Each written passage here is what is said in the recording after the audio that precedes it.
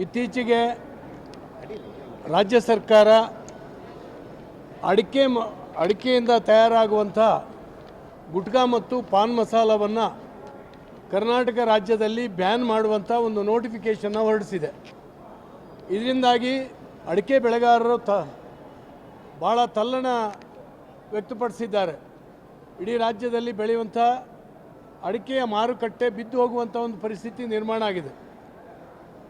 ಇಡೀ ದೇಶದಲ್ಲಿ 60 ಭಾಗಕ್ಕಿಂತ ಹೆಚ್ಚು ಅಡಿಕೆಯನ್ನು ಕರ್ನಾಟಕ ರಾಜ್ಯದಲ್ಲಿ ಉತ್ಪಾದನೆ ಆಗ್ತಾಯಿದೆ.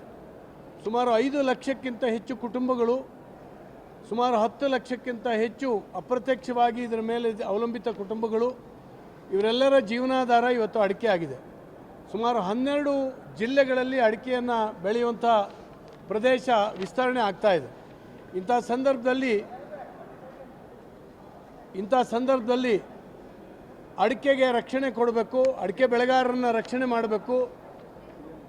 ಇತ್ತೀಚೆಗೆ ಲೋಕಸಭೆಯಲ್ಲಿ ಉತ್ತರ ಕೊಟ್ಟ ಹಾಗೆಯೇ ಸುಮಾರು 375 ಕೋಟಿ ರೂಪಾಯಿಗಳ GST ರೂಪದಲ್ಲಿ ಕೂಡ ಅಡಿಕೆಯಿಂದ ಒಂದು ವರ್ಷಕ್ಕೆ ಆದಾಯ ಬರ್ತಾ ಇದೆ. ಹೀಗಾಗಿ ಅಡಿಕೆ ಬೆಳೆಗಾರರು ಸ್ವಲ್ಪ ನೆಮ್ಮದಿಯಿಂದ ಇದ್ದರು.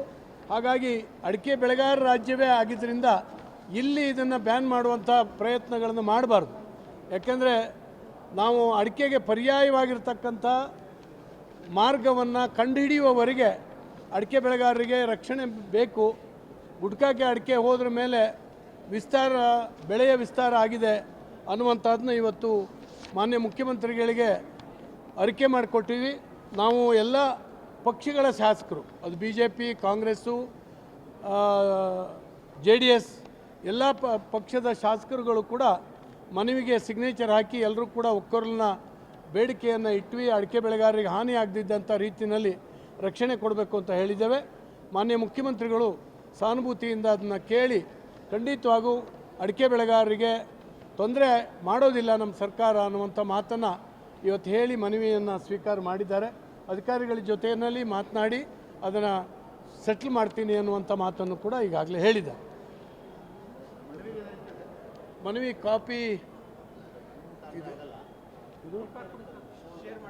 ನಾವು ಶೇರ್ ಮಾಡ್ತೀವಿ ಅಲ್ಲಿ ನಿಮಗೆ ಕಳಿಸ್ತೇನೆ. ಈ ಝೂಮ್ ಮಾಡಿದ್ರೆ ಆಗುತ್ತಾ? ಇದು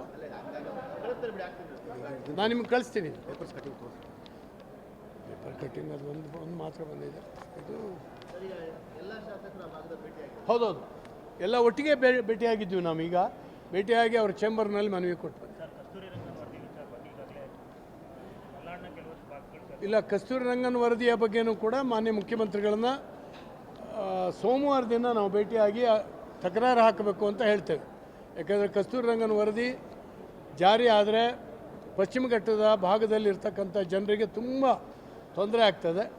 ಅದನ್ನು ಕಳೆದ ಎಲ್ಲ ಸರ್ಕಾರಗಳು ಕೂಡ ವಿರೋಧ ಮಾಡ್ಕೊಂಡು ಒಪ್ಪಿಗೆ ಕೊಟ್ಟಿರಲಿಲ್ಲ. ಈ ಸರ್ಕಾರಕ್ಕೂ ಕೂಡ ನಾವು ವಿನಂತಿ ಮಾಡ್ತಿದ್ದೇವೆ.